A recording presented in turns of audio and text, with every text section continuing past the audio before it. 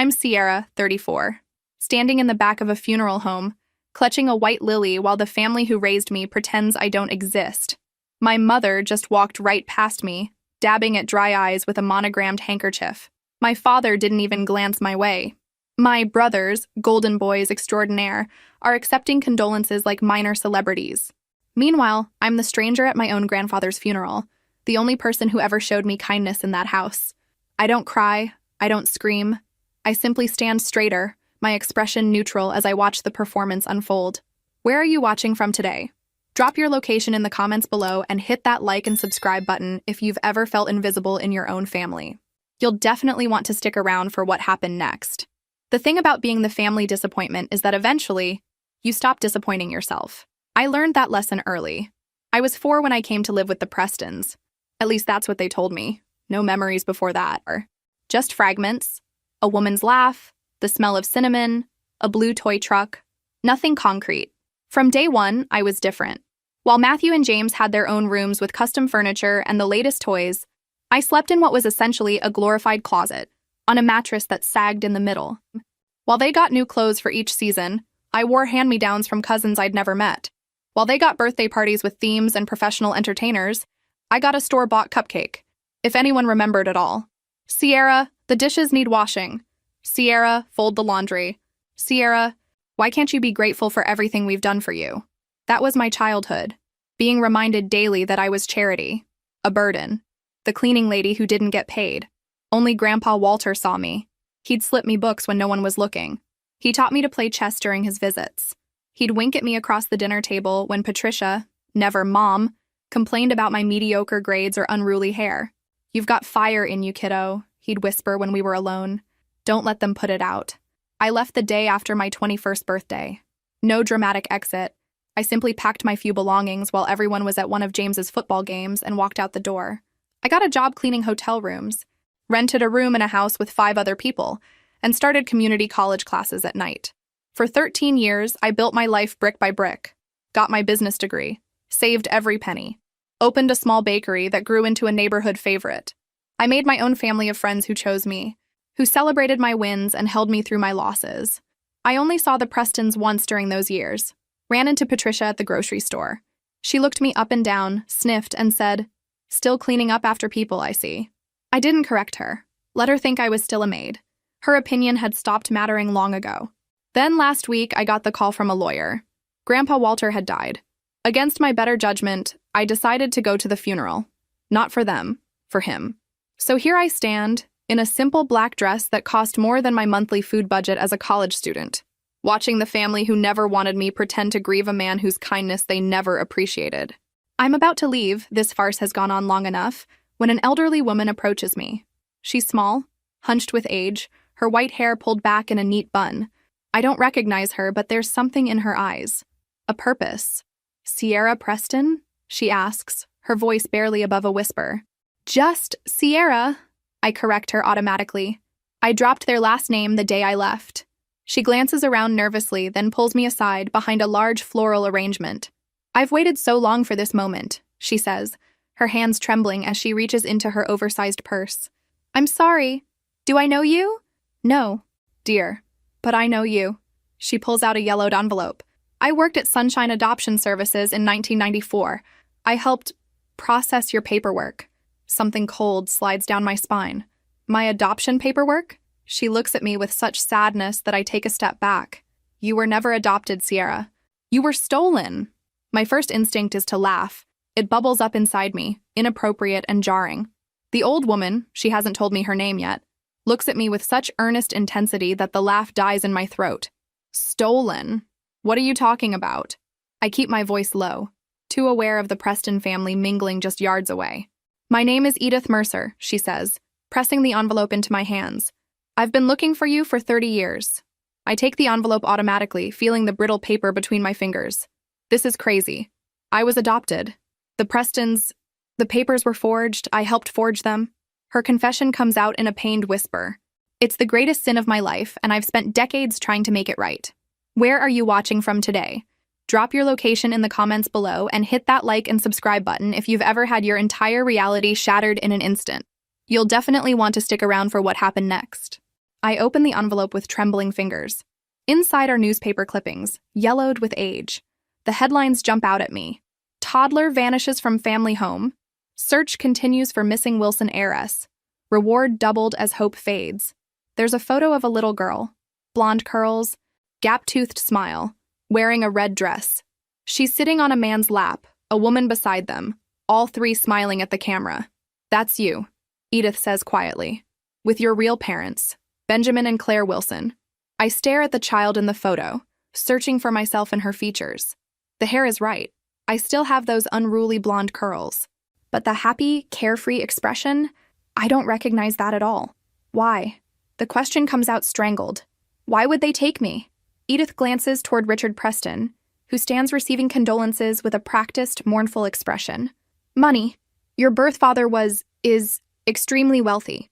The original plan was ransom, but when the story hit national news, they panicked. They couldn't return you without getting caught." My mind reels, trying to process this revelation. A memory surfaces.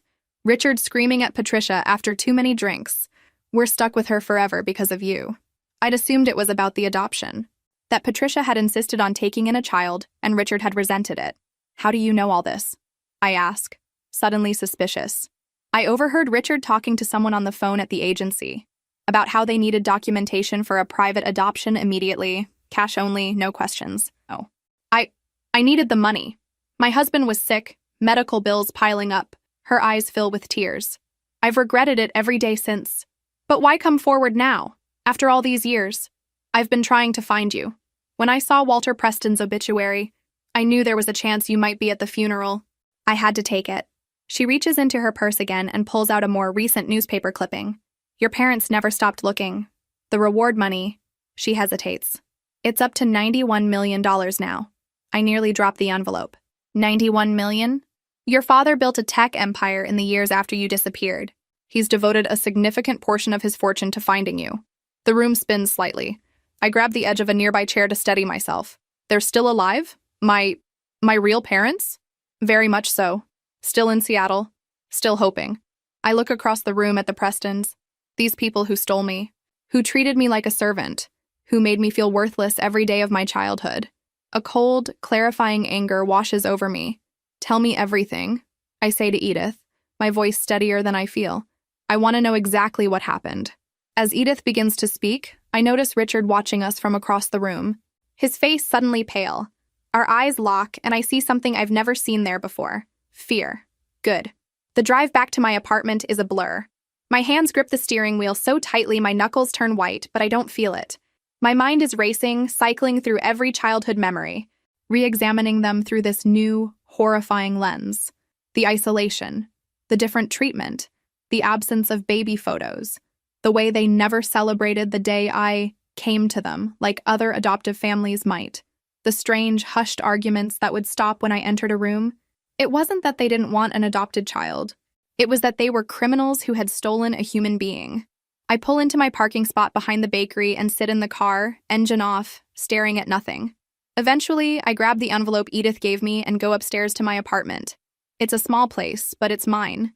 Exposed brick walls. Plants thriving on every windowsill. Bookshelves packed with volumes that I bought with my own money. The scent of vanilla and cinnamon that follows me home from the bakery below. This is the life I built for myself, despite them. Where are you watching from today? Drop your location in the comments below and hit that like and subscribe button if you've ever had to completely reimagine your past. You'll definitely want to stick around for what happened next. I spread the newspaper clippings across my kitchen table, arranging them chronologically. The story unfolds before me like a nightmare. April 12th, 1994. 4-year-old Sierra Wilson disappears from the backyard of her family's Seattle home while her nanny steps inside to answer the phone. April 13th, 1994. Parents. Benjamin and Claire Wilson make emotional plea for their daughter's return. Offer $500,000 reward, no questions asked. April 20th, 1994. Reward increased to $1 million as search continues. FBI joins investigation. May 5th, 1994. New lead in Wilson kidnapping proves false. Family devastated. The articles continue, tracking a case that gradually faded from front-page news but never disappeared entirely. Every year on the anniversary of my disappearance, there would be an update. The reward increasing, my parents opening a foundation for missing children. Age progression photos that, I note with a chill, look remarkably like me. The most recent clipping is from just 3 months ago, for the 30th anniversary of my kidnapping. My father, now 67, and mother, 65, still holding out hope. The reward, now at a staggering $91 million, a testament to their refusal to give up. There's a website listed at the bottom of the article, findsierra.org. With shaking hands, I open my laptop and type it in. The site loads, and I find myself staring at my own face, or what technology predicts I would look like now. The resemblance is uncanny. There are photos of my parents, older now, gray-haired but with the same determined expressions they wore in the earliest clippings.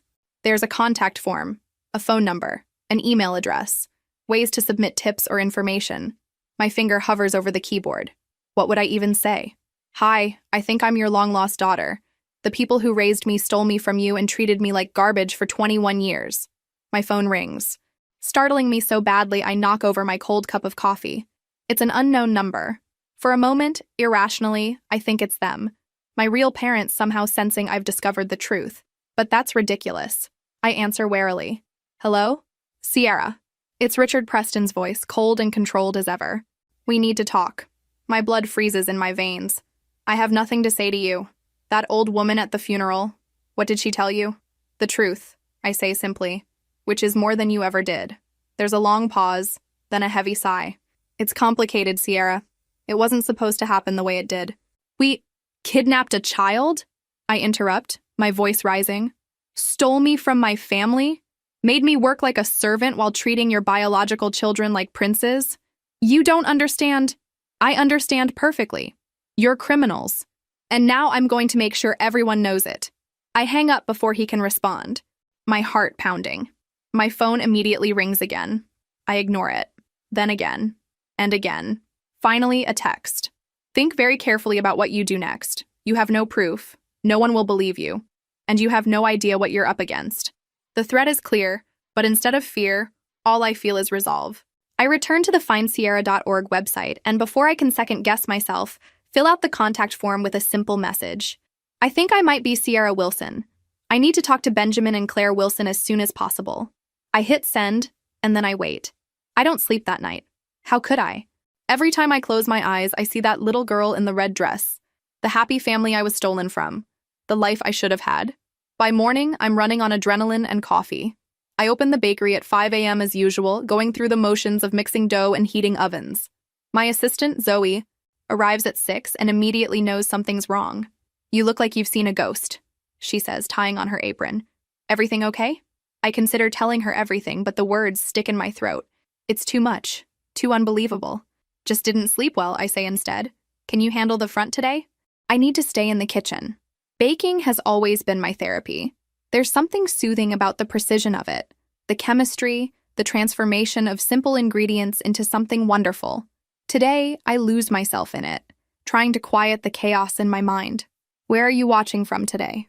Drop your location in the comments below and hit that like and subscribe button if you've ever had to keep a life-changing secret. You'll definitely want to stick around for what happened next. By noon, I've checked my email and the contact form on findsierra.org a dozen times. Nothing. I try not to feel disappointed. It's probably a frequently used form, filled with false leads and wild claims. Mine might be just another in a long line of dead ends for the Wilsons. My phone rings again. Richard, for the 5th time today. I silence it and continue crimping pie crusts with more force than necessary.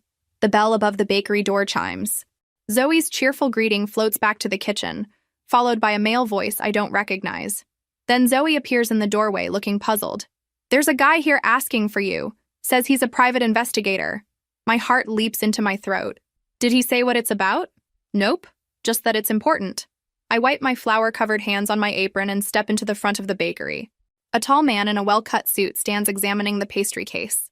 He's in his 50s, with salt and pepper hair and the watchful eyes of someone who notices everything. I'm Sierra, I say, and his head snaps up. Ms. Preston? I'm Daniel Harlow. I represent Benjamin and Claire Wilson. He holds out a business card. Is there somewhere we can speak privately? My legs nearly give out beneath me. Yes. We can go upstairs to my apartment. I lead him through the back of the bakery and up the narrow staircase to my place, hyper-aware of my racing pulse and the flour dust I'm trailing behind me. I apologize for showing up without warning. he says as I close the apartment door behind us. But when the Wilsons received your message last night, they asked me to verify your claim as quickly as possible. That was fast, I say, still standing awkwardly by the door. I only sent it last night. The Wilsons have been waiting 30 years, Ms. Preston.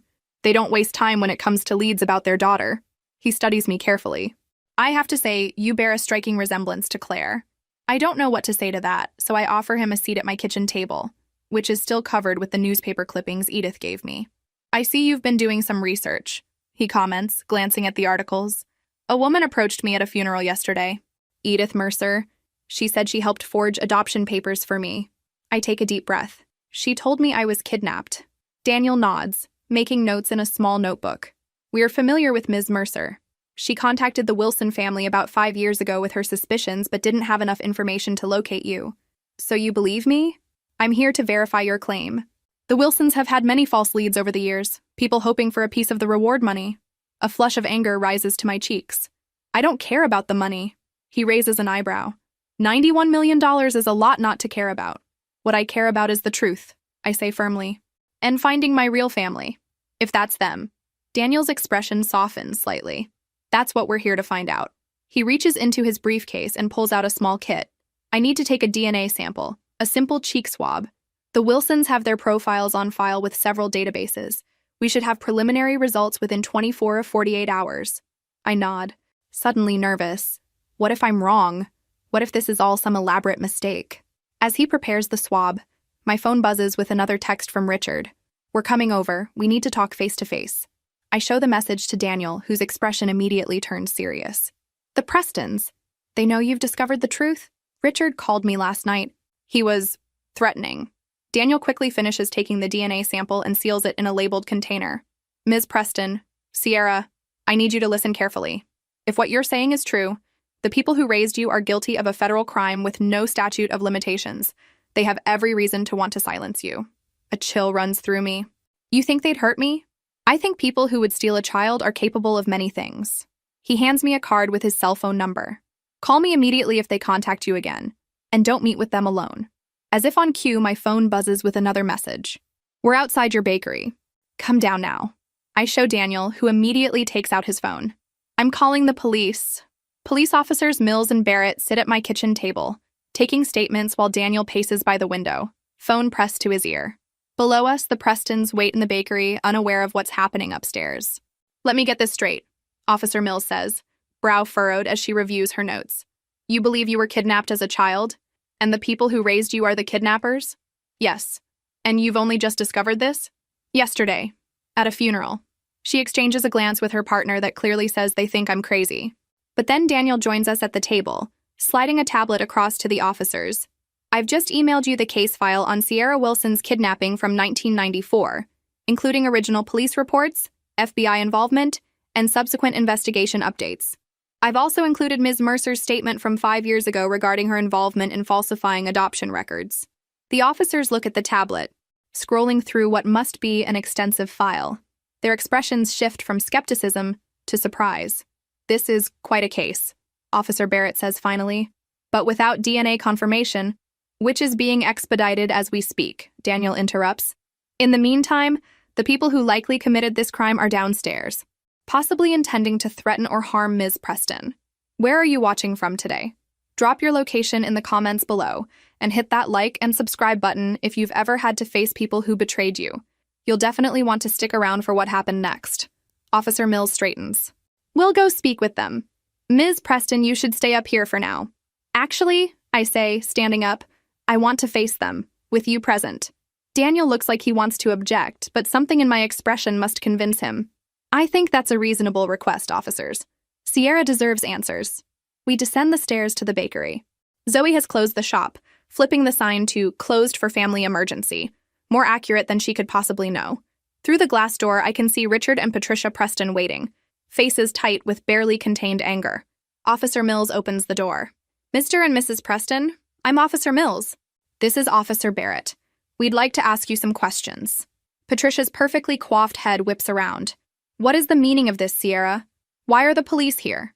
I step forward, Daniel slightly behind me, a reassuring presence. They're here because I know the truth, about who I am, About what you did. Richard's face drains of color. Whatever that old woman told you at the funeral was the truth. I finish for him. I was never adopted. You stole me. That's absurd. Patricia scoffs, but her voice wavers slightly. Officer, our daughter is clearly having some kind of breakdown. I'm not your daughter, I say, my voice steady despite the emotions churning inside me. My name is Sierra Wilson. My real parents are Benjamin and Claire Wilson, and they've been looking for me for 30 years. Richard steps forward, finger pointed at Daniel. And who is this? Someone taking advantage of her delusions? Daniel Harlow, private investigator representing the Wilson family. He hands Richard a card, which the older man doesn't take. We've already collected DNA evidence that will confirm Sierra's identity. This is ridiculous, Patricia sputters. We have adoption papers. Everything was legal. Forged papers, I say quietly. Edith Mercer has already confessed to helping you create them. At the mention of Edith's name, Richard's composure finally cracks. That senile old woman doesn't know what she's talking about. It was 30 years ago. Officer Barrett steps forward. So you do know, Ms. Mercer? Richard realizes his mistake too late. He looks at Patricia, whose face has gone ashen. We want our lawyer, she says stiffly. We're not saying anything more without representation. That's your right, Officer Mills says. But we'd like you both to come down to the station to answer some questions. This is outrageous, Richard blusters. But there's fear in his eyes now. You can't possibly believe this fantasy. I step closer to him, closer than I've willingly been in years. Why did you do it? Why steal a child only to treat her like she was nothing to you? For a moment, something like shame flickers across his face. Then it hardens again. You have no idea what you're talking about. Mr. and Mrs. Preston, Officer Barrett says firmly, please come with us. As they're escorted out, Patricia turns back to me, her face contorted with a mixture of fear and defiance. We gave you a home. We clothed you, fed you. Without us, who knows where you'd have ended up? The irony of her statement is so absurd I actually laugh, a sharp, bitter sound that makes her flinch. Without you, I would have grown up with my real family. People who wanted me, who loved me, who have spent 3 decades and millions of dollars trying to find me. Richard is silent as the officers lead them to separate patrol cars. I watch from the bakery doorway, Daniel beside me as they drive away. What happens now? I ask, suddenly exhausted. Now we wait for the DNA results, Daniel says gently. But based on their reaction, I think we already know the truth. My phone buzzes with a text from an unknown number. Sierra, this is Benjamin Wilson. Daniel told us what's happening. Claire and I are on our way to you. We'll be there by tomorrow morning. I hope that's okay. I show the message to Daniel, who nods. I told them about the confrontation. They wanted to give you space, but they've waited 30 years. I finish, tears finally filling my eyes. Tell them yes. Tell them I want to meet them. I don't reopen the bakery. Zoe handles calling our regular customers to explain the unexpected closure. I don't tell her why. How could I? Just that there's a family emergency. Daniel stays with me through the afternoon, making calls, updating the Wilsons, speaking with the police. The Prestons have been released pending investigation, but have been ordered not to contact me. What about my brothers? I ask suddenly, the thought occurring to me for the first time. Matthew and James, did they know? It's hard to say, Daniel replies, looking thoughtful. They would have been very young when it happened. James is 2 years younger than me. Matthew's 4 years younger. They might not even remember when I first came. We'll need to investigate their involvement, if any. But for now, let's focus on reuniting you with your birth family. Birth family. The words sound strange. For so long, I'd accepted that I had no real family, that I was alone in the world. Now I'm preparing to meet the parents I was stolen from 3 decades ago. Where are you watching from today? Drop your location in the comments below and hit that like and subscribe button if you've ever wondered about your true origins. You'll definitely want to stick around for what happened next. I spend the evening in a state of nervous anticipation, cleaning my already clean apartment, changing clothes 3 times, wondering what to say to these strangers who are my parents. Daniel arranges for me to stay at a hotel for the night. Just as a precaution, he says, though we both know he's concerned about the Prestons. Before I leave, I pack an overnight bag and a small photo album, pictures of me growing up that I took when I left the Preston house. Not because they were happy memories, but because I didn't want them to have any part of me anymore. In the hotel room, I spread the photos out on the bed. School pictures where I'm not quite smiling. Christmas mornings where Matthew and James are surrounded by presents, while I have just 1 or 2 small packages. Family vacations where I'm always slightly separate from the others, often taking the photo rather than being in it. Did my real parents take a lot of pictures? Do they have albums of my first 4 years, carefully preserved? Will they expect me to remember them, to feel some kind of instant connection? I barely sleep, and by morning, I'm a bundle of nerves. Daniel picks me up at 9 a.m., looking surprisingly fresh despite what must have been a long night for him too. Any update from the police? I ask as we drive back to my bakery, where I've agreed to meet the Wilsons. They've begun a formal investigation. The FBI has been notified, given the interstate nature of the crime. He glances at me. And we got preliminary DNA results back this morning. My heart skips a beat. And 99.9% match. You are Sierra Wilson. Even though I've known it in my heart since Edith approached me at the funeral, hearing the scientific confirmation makes it real in a way it wasn't before. I press a hand to my mouth, trying to contain the sob that wants to escape. They'll be here in about 30 minutes, Daniel says gently. They flew in last night and stayed at a hotel downtown. What are they like? I ask, desperate for any information. My real parents, Daniel smiles, the first genuine smile I've seen from him. They're good people. They never lost hope of finding you, not for a day. Benjamin built his tech company partly to fund the search and to establish the reward. Claire runs a foundation for missing children. Your disappearance shaped their entire lives. Do they have other children? A shadow crosses his face. No. They wanted to, but after you were taken, well, the trauma of that loss affected them deeply. The weight of that settles on me. Not only was I stolen from them, but their chance at a larger family was stolen too. 30 years of grief and searching, their lives forever altered by what the Prestons did. We arrive at the bakery, and I let us in through the back door, flipping on lights but leaving the closed sign in place. Daniel helps me set up the small sitting area where I sometimes host special customers for afternoon tea. I'll go meet them and bring them in through the back, Daniel says, checking his watch. Give you a moment to prepare yourself. After he leaves, I stand in the middle of my bakery, heart pounding. What do you say to parents you haven't seen since you were 4 years old? What do they want from me? What if they don't like who I've become? I hear car doors outside, voices approaching the back entrance. Daniel's voice saying something reassuring. A woman's voice, high with emotion. A man's deeper tones trying to sound calm but wavering slightly. And then the door opens, and they're there. My parents. Older than in the newspaper photos, but immediately recognizable. The woman, Claire, has my curly hair, though hers is silver now. The man, Benjamin, has my eyes, the same unusual gray-blue. For a long moment, we just stare at each other, the gulf of 30 lost years stretching between us. Then Claire steps forward, hand outstretched as if she's afraid I might disappear again if she moves too quickly. Sierra, she whispers, my name a prayer on her lips. Is it really you?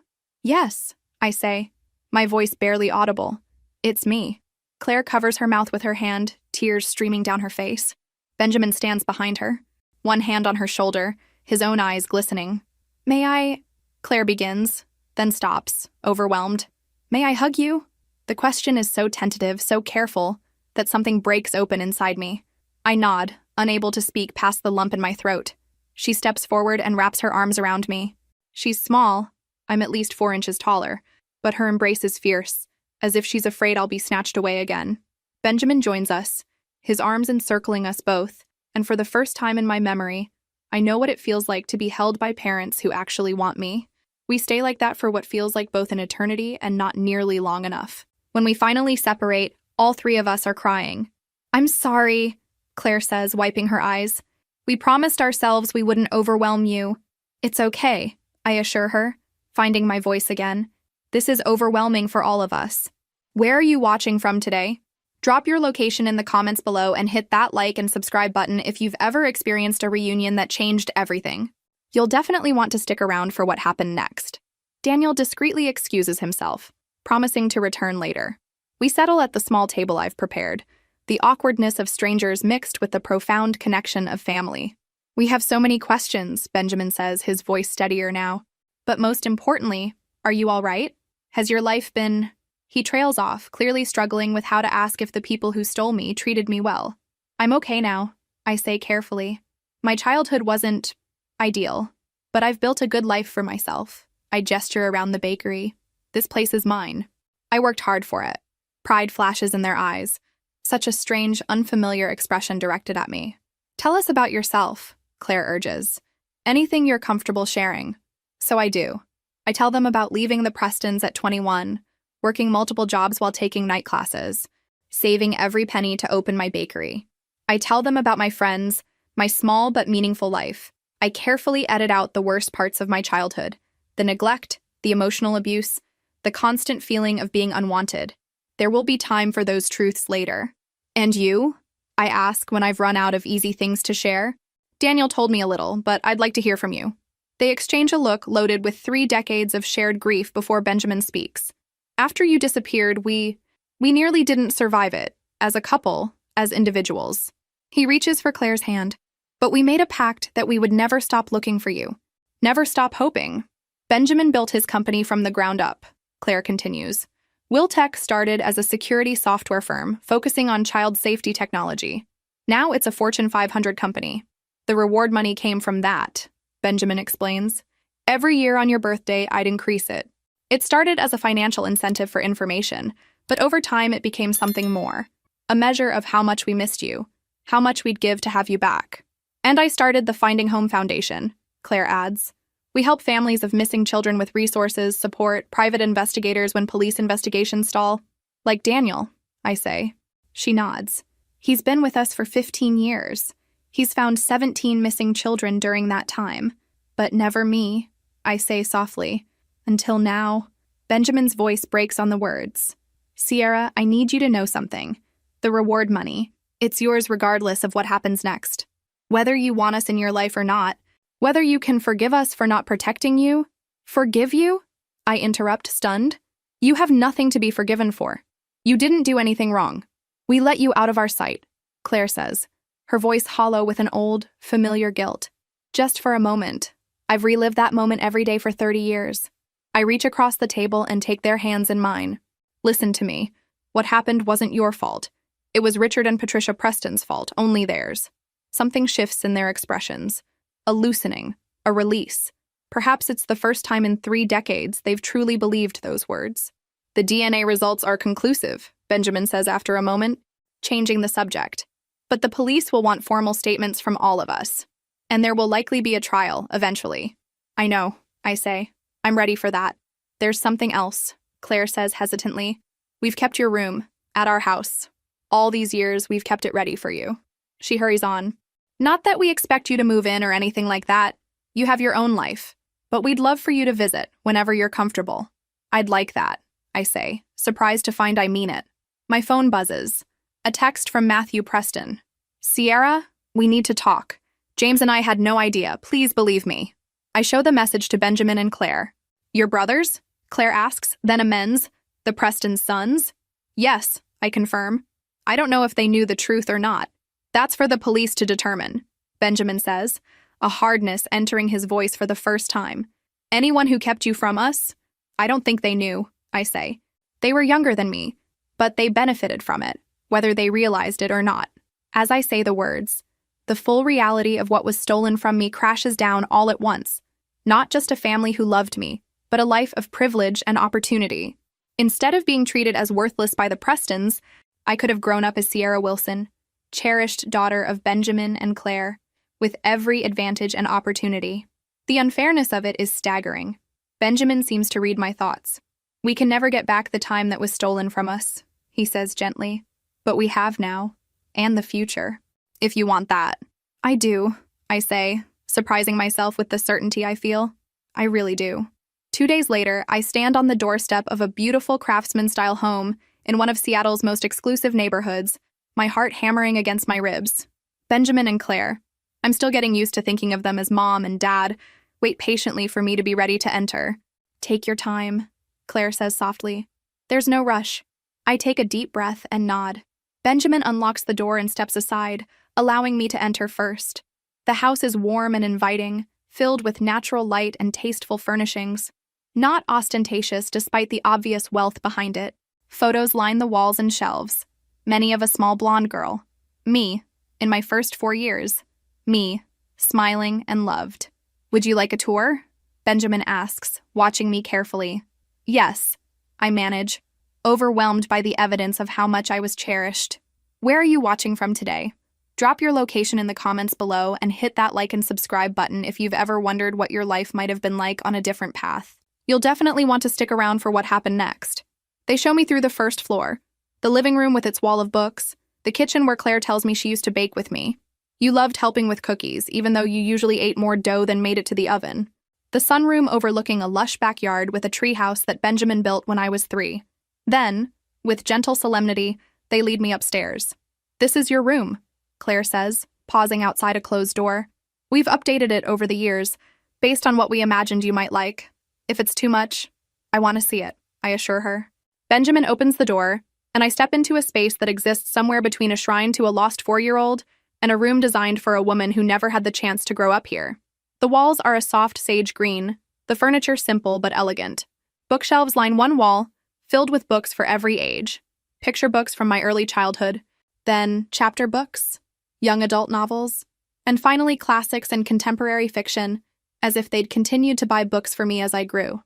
On the dresser sit framed photos of me as a toddler, alongside empty frames, spaces waiting to be filled with new memories. A desk in the corner holds a computer and a stack of sketchbooks. "You love to draw," Claire explains, following my gaze. "We thought you might still—" I shake my head. "The Prestons didn't encourage creativity," I say, the words coming out flatter than intended. "I haven't drawn since I was little." Pain flashes across their faces, but they quickly mask it. "There's something else we want to show you," Benjamin says after a moment, leading me to a door in the hallway. "This was going to be your art studio once you were old enough." He opens the door to a light-filled space with easels, shelves of art supplies, and a large work table. Unlike my bedroom, this room doesn't feel frozen in time. It feels like possibility. "We always believed we'd find you," Claire says quietly. "We had to." I turn away, overcome with emotion, and my gaze falls on a door at the end of the hall. "What's in there?" A shadow crosses their faces. "That was going to be a nursery," Benjamin admits, "for a sibling. We were planning to adopt after we couldn't find you, but it never felt right. The weight of all that was stolen, not just from me, but from them, settles heavily on my shoulders. A family that never grew. A room that was never filled. 30 years of holding space for a child who wasn't there. I'd like some time alone," I say suddenly, "just to process all this." "Of course," Claire says immediately. "Would you like to stay in your room? Or we can show you to the guest room if that would be more comfortable." "My room is fine," I say, testing how the words feel. My room. Not a converted closet or a spare room grudgingly given, but a space that was always meant to be mine. They leave me with gentle reassurances that I should take all the time I need. I sit on the edge of the bed, my bed, and look around at the life that was prepared for me, waiting patiently for 30 years. On the nightstand is a small music box. I open it, and a delicate melody begins to play. Something stirs in the deepest recesses of my memory. This tune, these notes. I close my eyes, and for a fleeting moment, I'm 4 years old again, safe and secure, listening to this melody as I fall asleep. The memory is gone as quickly as it came, leaving me aching for more. Will other memories return? Or are those first 4 years lost to me forever? My phone buzzes with another text from Matthew. "Please, Sierra. Just 10 minutes. We've been looking for you everywhere. We had no idea what our parents did. Let us explain." I hesitate, then type back. "Tomorrow, 10 a.m. at my bakery. You and James only. No Richard or Patricia." His response is immediate. "Thank you. We'll be there." I set the phone aside and continue exploring the room, opening drawers filled with clothes that track the ages I would have been, all removed from their original packaging and washed, as if Claire wanted them to feel lived in, ready for my return. In the closet, I find a small box labeled Sierra's Treasures. Inside are a child's keepsakes, a collection of smooth stones, seashells from a beach trip, a pressed flower, a small toy truck. The blue truck from my fragments of memory. I hold it in my hand, turning it over. There's a name written on the bottom in a child's uneven letters. Sierra. Something breaks loose inside me. Not quite a memory, but a feeling of certainty. This was mine. I held this, played with this, loved this. For the first time since learning the truth, I allow myself to cry freely. For the little girl who was stolen, for the family that was broken, for all the years lost that we can never get back, but also unexpectedly for the life I managed to build despite everything. The strength I found within myself, the woman I became without their guidance. There's a soft knock at the door. Sierra? Claire calls. Are you hungry? I made lunch, but no pressure. I wipe my tears, still clutching the blue truck. I'll be right down. I call back. I am Sierra Wilson, and I am finally home. The bakery is closed to customers, but I've been up since 5 a.m. anyway, baking. It's what I do when I'm anxious, and today I'm very anxious indeed. Claire is with me. After spending last night in my childhood bedroom, I asked if she would come back to the city with me for this meeting. Benjamin wanted to come too, but I thought his barely contained rage toward the Prestons might make the conversation with Matthew and James more difficult. He reluctantly agreed to stay home, though he made me promise to call immediately afterward. You don't have to do this, Claire says, watching me aggressively knead dough. You don't owe them anything. I know, I say, pushing my hands into the soft giving mass. But I need answers. And if they really didn't know, I don't finish the thought. What if they didn't know? Does it change anything? Does it make up for the years of small cruelties, of always being treated as less than? At precisely 10 a.m., there's a knock on the bakery's front door. Claire squeezes my shoulder in silent support as I wipe my hands and go to let them in. Where are you watching from today? Drop your location in the comments below and hit that like and subscribe button if you've ever had to confront people from your past who hurt you. You'll definitely want to stick around for what happened next. Matthew and James Preston stand awkwardly on the sidewalk. They look terrible, unshaven. Dark circles under their eyes, their usually impeccable clothing rumpled. Good, a petty part of me thinks. They should suffer a little. I unlock the door and step back to let them in, not offering any greeting. Sierra, Matthew begins, then stops when he notices Claire standing by the counter, arms crossed. Oh, I didn't realize you'd have company. This is Claire Wilson, I say flatly. My mother. They both flinch at the word mother, their eyes darting between us, no doubt noting the resemblance. So it's true, James says, his voice hollow. What they're saying on the news. The story broke yesterday. Kidnapped IRS found after 30 years. Though thankfully no outlets have published my current name or location yet. Yes, I confirm. It's true. I was kidnapped by Richard and Patricia Preston when I was 4 years old. They forged adoption papers and pretended I was their unwanted charity case for 21 years. Matthew runs a hand through his hair, a gesture so familiar it makes my chest ache with conflicted emotions. Sierra, we had no idea. You have to believe us. Do I? I ask coolly. We were just kids, James protests. I was 2 when you came to live with us. Matthew was barely born. How would we have known? But as you got older, I press, you never wondered why I was treated so differently? Why I had to do all the chores while you two had everything handed to you? Why I was the adopted one and never just your sister? They exchange guilty looks. We thought that's just how adoption worked, Matthew says lamely, that you weren't really part of the family in the same way, and that seemed okay to you. James looks down. We were kids. We accepted what our parents told us. And by the time we were old enough to question it, I was gone, I finish for him. We tried to find you, Matthew says earnestly. After you left, Mom and Dad wouldn't talk about it, said you were ungrateful and wanted nothing to do with the family. But we looked for you, asked around. We just never found you. Claire speaks for the first time, her voice controlled but icy. And it never occurred to you to wonder why a 21-year-old would completely cut off her family? What might have driven her to that? The brothers shift uncomfortably. We knew things weren't great for her, James admits. But we were selfish teenagers, wrapped up in our own lives. When did you find out the truth? I ask. 2 days ago, Matthew says. When the police came back with more questions for Mom and Dad. They wouldn't tell us anything, but we overheard enough. And then we confronted them, and Dad admitted it. He was crying, James adds, as if this somehow mitigates 30 years of crimes. He said it was never supposed to happen that way, that they were desperate for money, and it was just supposed to be a quick ransom demand. But then the story got too big, and they panicked. And Mom? I ask, already knowing the answer. Matthew's expression hardens. She doesn't think they did anything wrong. Says they gave you a better life than you would have had in foster care after they found you abandoned. A bitter laugh escapes me. A better life? They treated me like Cinderella without the fairy godmother. They made me feel worthless every single day.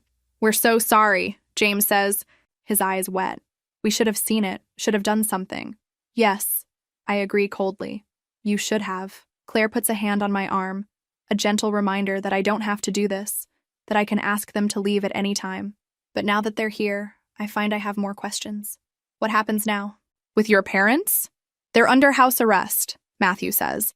Their passports have been confiscated. The FBI has taken over the investigation. There's talk of federal kidnapping charges, fraud, identity theft. They'll go to prison, James adds, his voice hollow. And they should. What they did was, unforgivable. And where does that leave us? I ask, the question that's been haunting me since they first texted. They exchange a look I can't quite interpret. That's up to you, Matthew says carefully. We understand if you never want to see us again, but we're hoping that someday you might be able to think of us as brothers again, or at least as people who care about you and want to make amends. We can't change the past, James adds, but we want to be part of your future, if you'll let us. I look at Claire, whose expression says clearly that this is my decision alone. I don't know, I say honestly. I don't know if I can separate you from what your parents did, from how I was treated in that house. I need time. We understand, Matthew says quickly. Take all the time you need. We'll be here. Whatever you decide. As they turn to leave, James pauses. For what it's worth, Sierra, we always wished you'd been treated better. We just didn't know how wrong it really was. After they're gone, I sink onto a bakery stool, emotionally drained.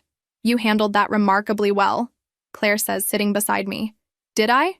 I feel like I should have been angrier, or more forgiving. I don't know what the right response is. She takes my hand. There is no right response. Only your authentic one. And whatever you're feeling, anger, confusion, even conflicted love for the boys who grew up as your brothers, it's all valid. I lean my head on her shoulder, a gesture that feels both new and somehow ancient, as if my body remembers what my mind cannot. How do I move forward from here? I ask softly. One day at a time, she answers, stroking my hair. Just one day at a time. 2 weeks later, I stand nervously in the kitchen of my childhood home, my real childhood home, stirring a pot of homemade tomato sauce. Claire hovers nearby, not interfering, but clearly wanting to help. You're sure you don't want me to? Mom, I say. The word's still new, but becoming more natural each time I use it. I've got this. I cook for a living, remember? She laughs and holds up her hands in surrender. Of course. I'll just check on your father. He's been fussing with that wine selection for an hour. Tonight is important. The first dinner with the extended Wilson family. Aunts, uncles, cousins I never knew I had, all gathering to meet the long-lost Sierra. The pressure to make a good impression is immense, though Claire and Benjamin insist everyone is simply thrilled I've been found. They're your family, Claire assured me earlier. They'll love you no matter what. A concept so foreign to my experience with the Prestons that I still can't quite grasp it. Where are you watching from today? Drop your location in the comments below and hit that like and subscribe button if you've ever felt the pressure of meeting new family members. You'll definitely want to stick around for what happened next. As I taste the sauce, adjusting the seasoning, Benjamin enters the kitchen with 2 bottles of wine. Red or white with pasta? He asks, looking genuinely perplexed. I can never remember the rules. Both, I suggest, smiling at his uncertainty. Let people choose what they prefer. He beams at me as if I've solved a complex equation. Brilliant. That's exactly what we'll do. In these small moments, I catch glimpses of myself in them, my practical nature reflected in Claire, my attention to detail mirrored in Benjamin. Traits I'd always attributed to my own determination are perhaps hereditary after all. The doorbell rings, and Benjamin nearly drops the wine bottles in his haste to answer it. They're here, Claire says, smoothing her dress nervously. Are you ready? As I'll ever be, I reply, wiping my hands on a towel and taking a deep breath. The next hour is a blur of introductions, exclamations over my resemblance to Claire, tearful hugs from aunts I've never met, and cousins who keep saying, I can't believe you're really here. My father's sister, Elizabeth, holds my face between her hands and says, You have the Wilson eyes through and through. My mother's brother, Michael, tells me stories of my first birthday party, how I smashed cake all over my face and laughed until I had hiccups. It's overwhelming, but in the best possible way. These people have been waiting for me, holding space for me, never forgetting the little girl who disappeared. During dinner, my Uncle Robert raises his glass in a toast. To Sierra, who has found her way home against all odds. And to Ben and Claire, who never lost faith. To Sierra, everyone echoes, glasses raised, eyes shining. I look around the table at these faces, my family, and feel something I've rarely experienced before. Belonging. After dinner, as everyone moves to the living room for coffee and dessert, my cousin Allison pulls me aside. I don't know if you remember, she says hesitantly, but we were best friends when we were little. We were only 4, but we were inseparable. I shake my head apologetically. I'm sorry, I don't remember much from before. That's okay, she assures me quickly. I just wanted you to know that I never forgot you. Every birthday, I'd ask Aunt Claire if they'd found you yet. Her eyes fill with tears. I've missed you my whole life, even though I barely knew you. I'm not sure how to respond to such pure emotion, but I find myself hugging her. This cousin who has carried the memory of our friendship for 3 decades. Later, as the evening winds down, Claire finds me in a quiet corner, watching the family interactions with a mixture of wonder and wistfulness. Overwhelming? She asks softly. A little, I admit, but in a good way. They're all so welcoming. They've been waiting a long time to welcome you home. She hesitates. Then adds, there's something we haven't talked about yet. The reward money. I stiffen slightly. I told you I don't want it. I know that's what you said, but Ben and I have discussed it, and we feel strongly about this. That money is yours. We set it aside for you, and regardless of how you came back to us, it belongs to you. But I didn't find myself, I argue. Edith Mercer has already been given a substantial thank you gift, Claire interrupts gently. But the reward fund, all $91 million, we've already transferred it into a trust in your name. My head spins at the amount, more money than I could spend in several lifetimes. I don't know what to say. You don't have to say anything. Just know that it's there for whatever you want to do with it. Continue your bakery, expand it, travel the world, go back to school, anything at all. Or donate it, I suggest, an idea forming. To help other missing children? Claire's eyes fill with tears. That would be a beautiful use for it, if that's what you want. The evening ends with more hugs, promises to get together soon, invitations to various family events in the coming months. As the last guests leave, I help Claire and Benjamin clean up, falling into an easy rhythm that feels both new and familiar. Thank you, I say as we load the dishwasher together. For everything. For never giving up on me. Benjamin pulls me into a fierce hug. We couldn't give up. You're our daughter. Later, lying in my childhood bed, surrounded by the life I should have had, I think about the Prestons. Their preliminary hearing is next week. The evidence against them is overwhelming. Not just Edith Mercer's testimony, but financial records showing the cash withdrawal just before I came to live with them. Phone records from that time period. And most damning of all, DNA proof that I am, without question, Sierra Wilson. My phone buzzes with a text message. It's from James. Just checking in. Hope you're doing okay. I've been sporadically responding to messages from Matthew and James, not ready to cut them off entirely, but not sure how to forge a new relationship with them. They are, in some strange way, the only connection to my past, even if that past was built on lies. I'm good, I text back. Having dinner with my extended family tonight. There's a long pause before his response comes through. That's great. You deserve a real family. I set the phone aside without replying. Too many conflicting emotions swirling within me. Tomorrow I'll meet with the prosecutors to prepare for the hearing. Tomorrow I'll have to face Richard and Patricia Preston across a courtroom. But tonight, I am Sierra Wilson, daughter of Benjamin and Claire, surrounded by the love I was meant to have all along. And for now, that is enough. The courtroom is smaller than I expected, intimate in a way that makes it impossible to hide from the intensity of the moment. I sit between Benjamin and Claire in the front row behind the prosecution table, aware of every eye upon us. The preliminary hearing is just to determine if there's enough evidence to proceed to trial, but it feels monumental. The first public acknowledgement of what was done to me. Daniel Harlow sits with us, a steady presence in the storm.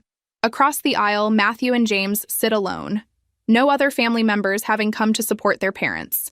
They nod solemnly to me as we enter, but don't approach. You okay? Benjamin whispers, his hand protective on my shoulder. I nod, not trusting my voice. The truth is, I don't know how I feel. The last 2 weeks have been a whirlwind of emotion. Joy at finding my real family, rage at what was stolen from me, confusion about my place in the world now. Where are you watching from today? Drop your location in the comments below and hit that like and subscribe button if you've ever had to face people who wronged you in a courtroom. You'll definitely want to stick around for what happened next. A door opens and Richard and Patricia Preston are led in by court officers. They're not in handcuffs. This isn't a criminal trial yet, but they look diminished somehow. Richard's shoulders slump in a way I've never seen before. Patricia's normally perfect hair and makeup look hastily applied. Their eyes find me immediately. Identical expressions of shock crossing their faces as they take in Benjamin and Claire on either side of me. Perhaps they expected me to be alone, as I was for so many years under their roof. The judge enters. And we all rise. The proceedings begin with formal introductions and explanations of the hearing's purpose. The prosecutor, a sharp-eyed woman named Janelle Martinez, outlines the charges: kidnapping across state lines, identity fraud, falsification of government documents.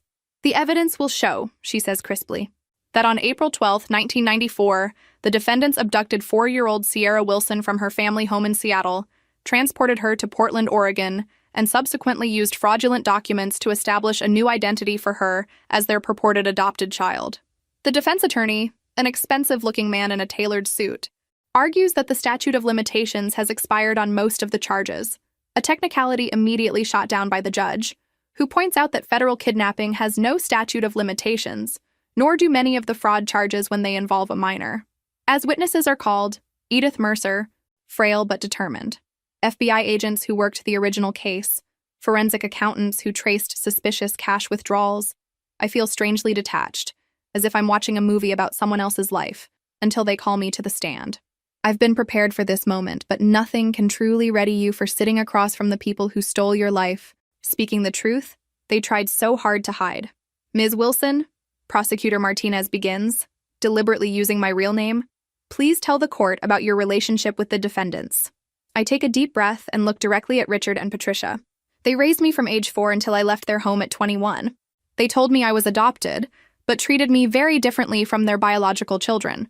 I was required to do most of the household chores, received fewer privileges, and was frequently reminded that I should be grateful they had taken me in.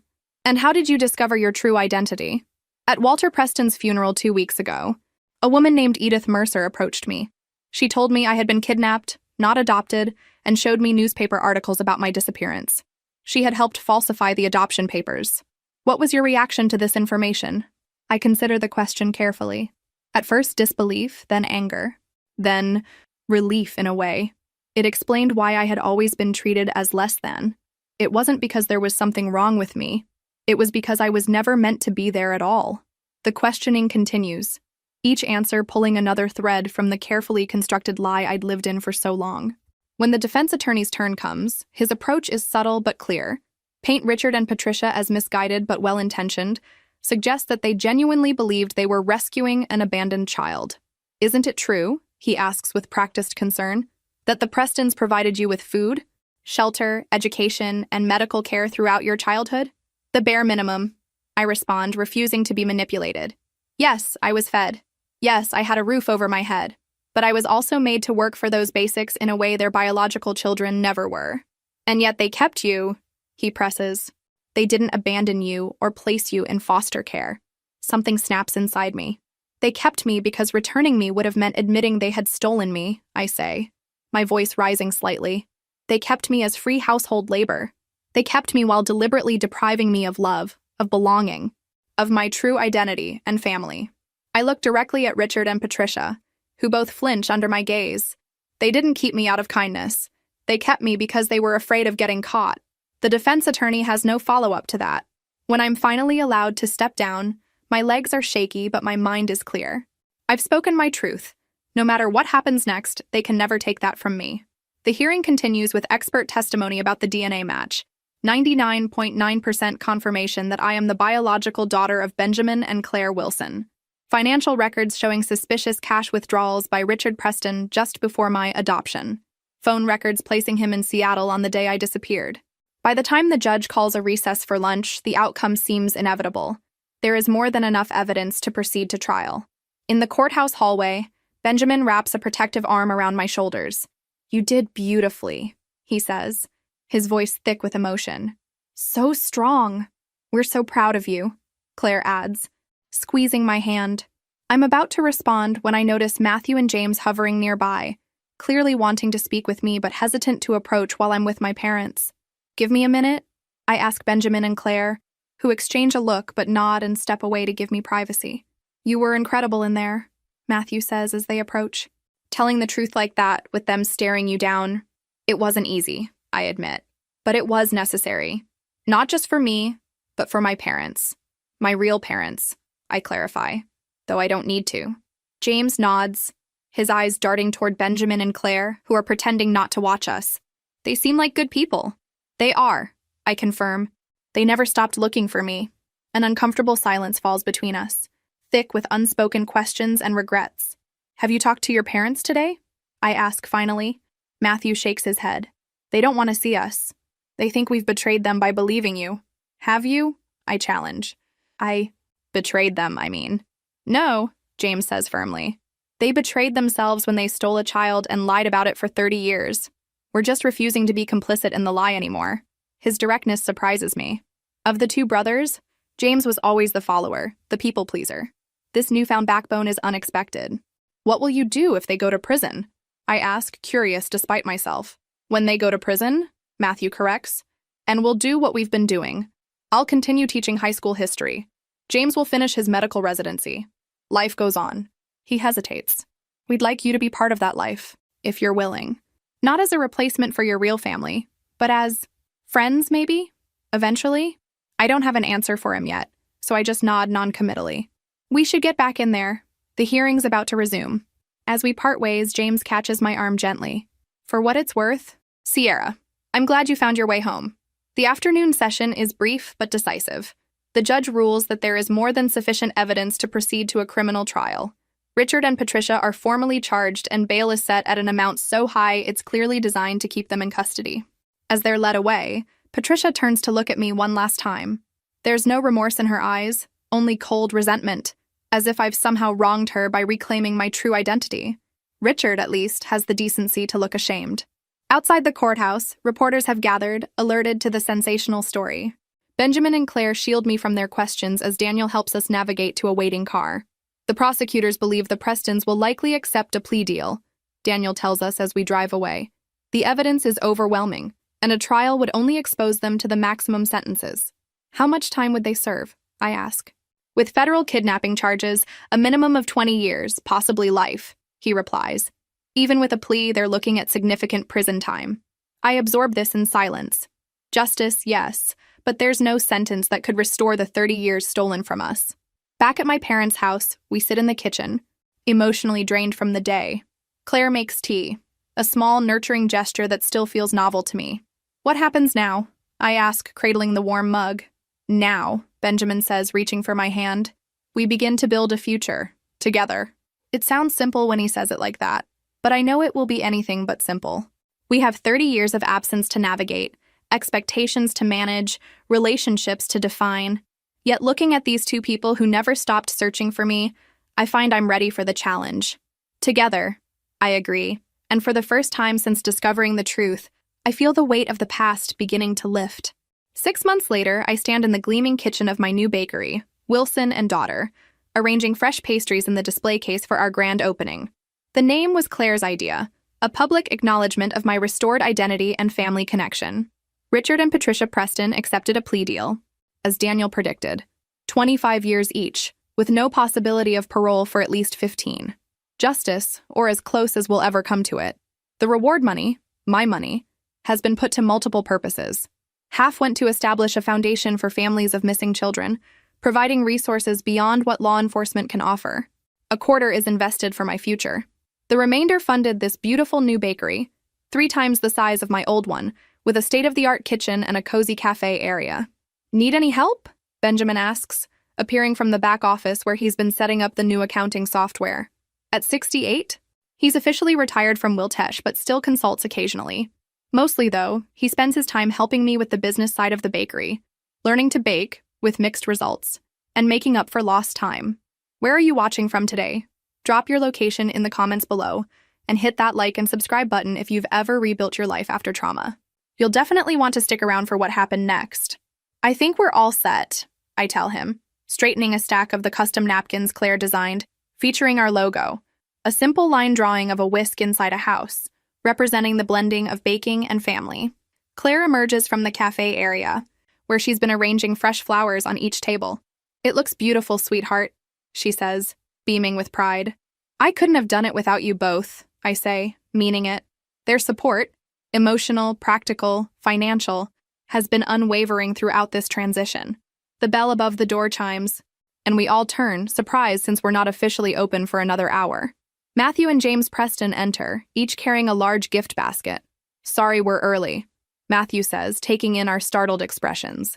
We wanted to drop these off before the crowds arrive. My relationship with the Preston brothers has evolved cautiously over the past months. Not quite friendship, not quite family, but something in between, a connection forged through shared history, however complicated. You didn't have to bring anything, I say, accepting the baskets. Of course we did, James replies. It's not every day your sister opens her dream bakery. The word sister hangs in the air, neither rejected nor embraced. We've all been careful with labels, recognizing that our connection defies simple categorization. Benjamin and Claire exchange a look. They've been remarkably understanding about my continued contact with Matthew and James, never pushing me to cut ties despite their understandable resentment toward anything Preston. We won't stay, Matthew says, sensing the slight tension. Just wanted to wish you luck. We'll come back during regular hours next week. After they leave, Claire wraps an arm around my waist. You have a big heart, Sierra. Your capacity for forgiveness is remarkable. Not forgiveness, I correct. Understanding. They were children too, victims of their parents' decisions in a different way. The rest of the morning passes in a blur of final preparations. At precisely 10 a.m., Benjamin unlocks the front door, and Wilson and Daughter Bakery officially opens to the public. The response is overwhelming. Our story has been in the news, of course, impossible to avoid with the high-profile nature of the case, and it seems half of Seattle has turned out to support us. By noon, we've sold out of nearly everything, and I've had to start a new batch of my signature cinnamon rolls. Amid the chaos, I spot a familiar face. Edith Mercer, looking healthier than when I last saw her, waiting patiently in line. When she reaches the counter, I come out to greet her personally. I wasn't sure if I should come, she admits, her eyes taking in the bustling bakery. But I wanted to see how you were doing. I'm glad you did, I tell her sincerely. None of this would have happened without you. She shakes her head. I only helped right a wrong that I was part of creating. I don't deserve credit for that. We all have regrets, I say, thinking of my own. The years I spent believing I was unwanted, the defensive walls I built, the opportunities I missed. What matters is what we do with them. After she leaves, clutching a box of pastries I insisted she take free of charge, Claire finds me in a quiet moment. Everything okay? She asks, noticing my contemplative mood. Just thinking about how much has changed in 6 months. How much I've changed. She smiles, tucking a stray curl behind my ear in a gesture that has become comfortingly familiar. You were always extraordinary, Sierra. That's something the Prestons couldn't take from you, no matter how hard they tried. By closing time, we're exhausted, but elated. The day has been an unqualified success, with pre-orders already stacked up for the rest of the week. As we lock up, a text message arrives from Benjamin's sister Elizabeth. Family dinner Sunday, usual time. Allison's bringing that new boyfriend for inspection. We need reinforcements. I laugh, showing the message to Claire and Benjamin. The Wilson family dinners have become a regular part of my life. Chaotic, loving gatherings where I'm gradually finding my place. Shall we tell her we'll be there? Benjamin asks, already knowing the answer. Wouldn't miss it, I confirm. Later, in the quiet of my new apartment, a beautiful space near my parents' home, I sit on my balcony, watching the sunset over Elliott Bay. On the table beside me is a simple blue toy truck, a tangible connection to my earliest years. My phone buzzes with a notification. Someone has made a substantial donation to the Sierra Wilson Foundation for Missing Children, established with half of the reward money. The foundation has already helped reunite 3 families and is providing support services for dozens more. As I watch the sky turn from gold to deep blue, I reflect on the incredible journey of the past 6 months. From Sierra Preston, the unwanted adopted daughter treated as a servant, to Sierra Wilson, cherished daughter, successful business owner, and advocate for missing children. The path forward isn't perfectly clear. There are still wounds to heal, relationships to navigate, a lifetime of catching up to do with my parents. But for the first time in my memory, I'm not walking the path alone.